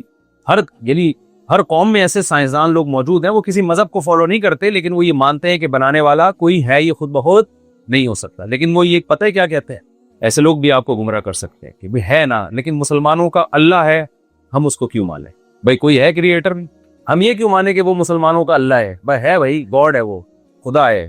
تو جب بھی کوئی ایسا وسوسہ دماغ میں آیا کرے نا, شیطان یہ وسوسے ڈالتا ہے, انسان بھی ڈال سکتے ہیں, تو یہ جواب دیا کرے شیطان ہو اور انسان ہو, ان سے کہا کریں بھائی ایک گاڈ وہ ہے جو گونگا بہرا ہے, سمجھنے, اور ایک گاڈ وہ ہے جو کہتا ہے میں نے آدم کو مٹی سے بنایا, ان کی پسلی سے اماں ہوا کو بنایا, ان دونوں کے ملاپ سے انسانوں کو میں نے بھر دیا, اور میں نے موسیٰ کو کلیم اللہ بنایا, میں نے ابراہیم کو خلیل اللہ بنایا, میں نے یعقوب یوسف علیہم الصلاۃ والسلام ان پیغمبروں کو انسانوں کی ہدایت کے لیے بھیجا, میں نے انسانوں کو لاوارث نہیں چھوڑا, ان کی ہدایت کے لیے میں نے 4 مشہور آسمانی کتابیں آسمان سے نازل کی, تورات, زبور, انجیل, قرآن. ان کے نام بھی بیان کر رہے ہیں قرآن, اور یہ ساری ڈیٹیل. پھر ان میں اس نے لکھ دیا کہ میں ان چیزوں پہ خوش ہوتا ہوں, ان چیزوں سے ناراض ہوتا ہوں, اور یہ بھی بتاتا ہے میں نے تمہیں پیدا کیوں کیا, تمہارا اصل ویژن ہونا کیا چاہیے.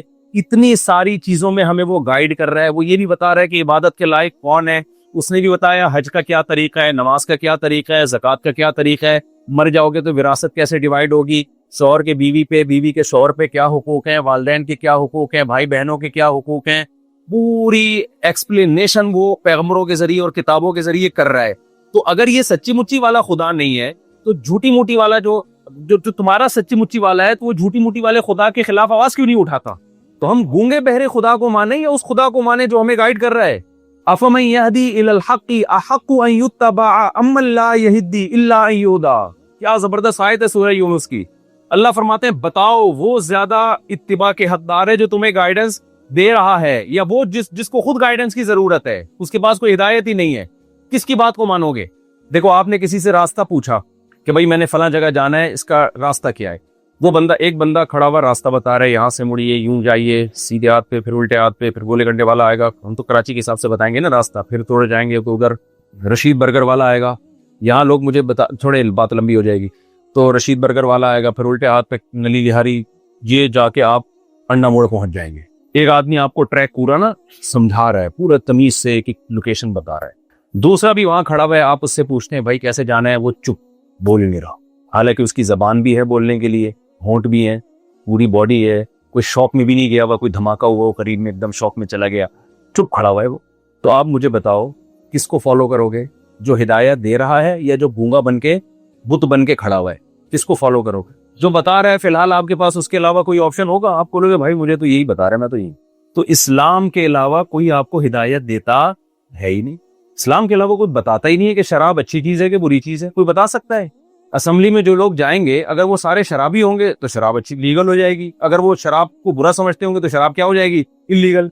एक जमाने तक होमोसेक्सुअलिटी बहुत बुरी चीज थी जब ये कॉमन नहीं थी।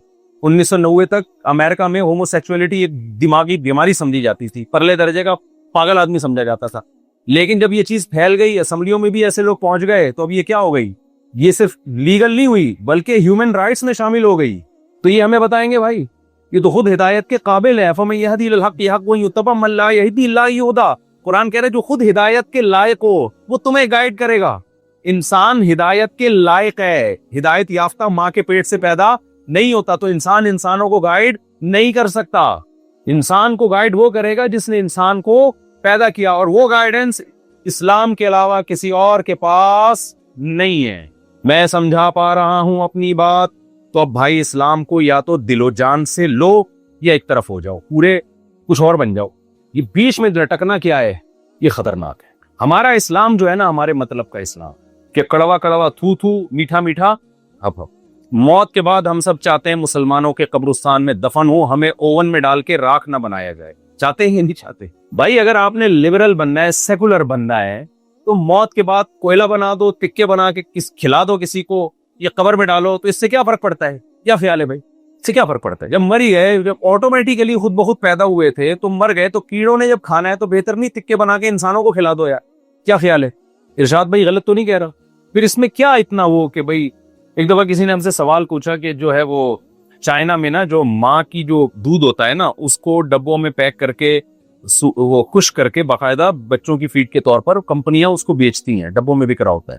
तो हमसे सवाल पूछा कि ये जायज है ना जायज? हमने कहा ये हराम है, ना जायज है। एक साहब ने कहा लो, एक तो ये मौलवी लोग बस हर चीज में टांग अड़ाते हैं, हलाल हराम हराम, ये तरक्की कर ही नहीं सकते, इसमें क्या जा रहा है अगर वो खुश डब्बों में माँ का दूध बिक रहा है?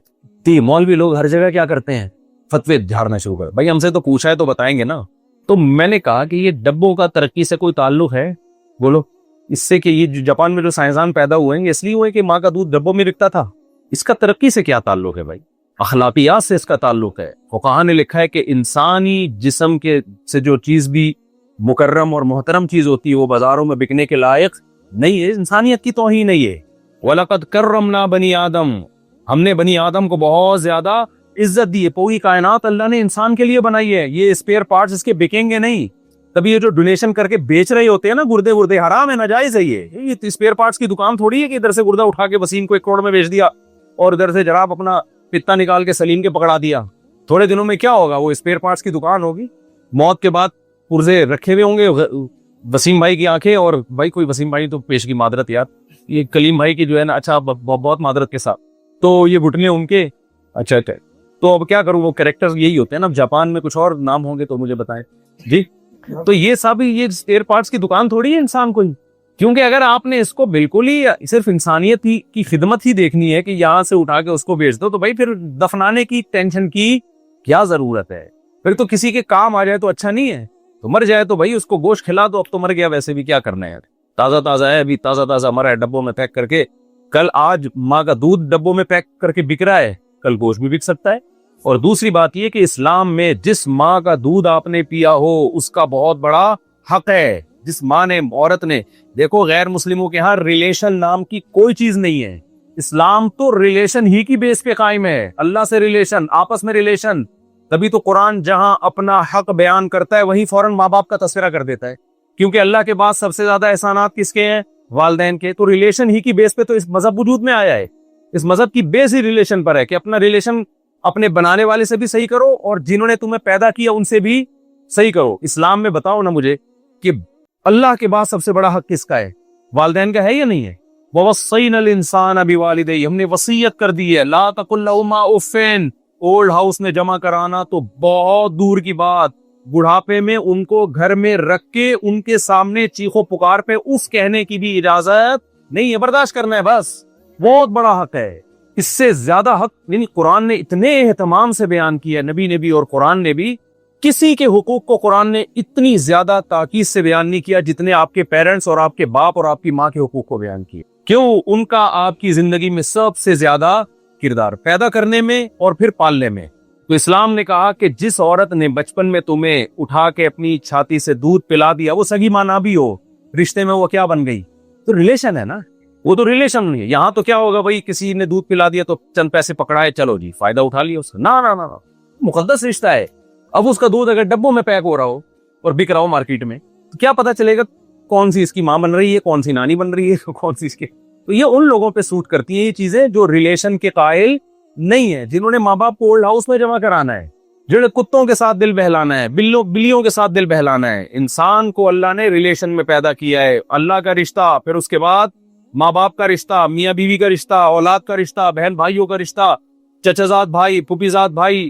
آپ دیکھو حضرت ابو طلحہ انصاری نبی کی خدمت میں آئے، عرض کیا کہ یا رسول اللہ نے قرآن میں حکم دیا لن تنالوا البر حتى تنفقوا مما تحبون، محبوب چیز صدقہ کرو میری راہ میں. تو یا رسول اللہ میرا یہ باغ مجھے سب سے زیادہ محبوب ہے، میں یہ صدقہ کرنا چاہتا ہوں، کس کو دوں؟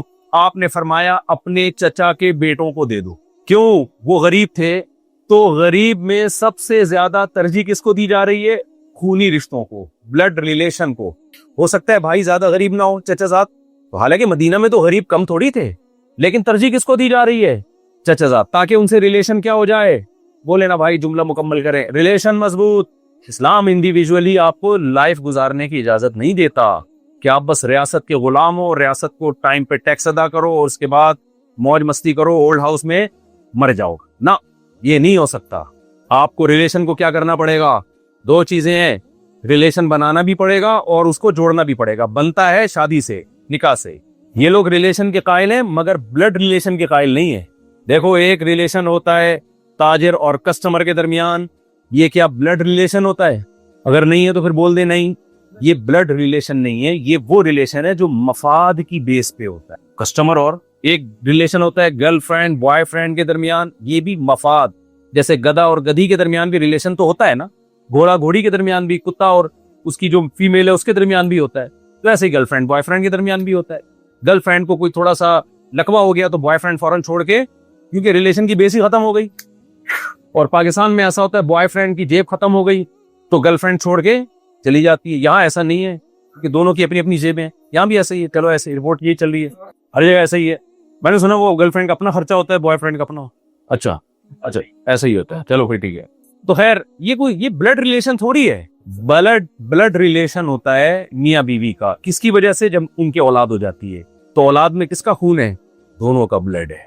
یہ بچے کی ماں ہے تو یہ بچے کا بولو باپ ہے. پھر آپ کی جو بیوی ہے اس کی ماں آپ کی کون ہے؟ ساس. اور ایسا ریلیشن کہ آپ کبھی بھی اس سے شادی نہیں کر سکتے. ایک مقدس رشتہ بنا دیا. رشتے نکاح سے وجود میں آتے ہیں، دوستیوں سے وجود میں نہیں آتے. حرام رشتے وجود میں آتے ہیں دوستیوں سے.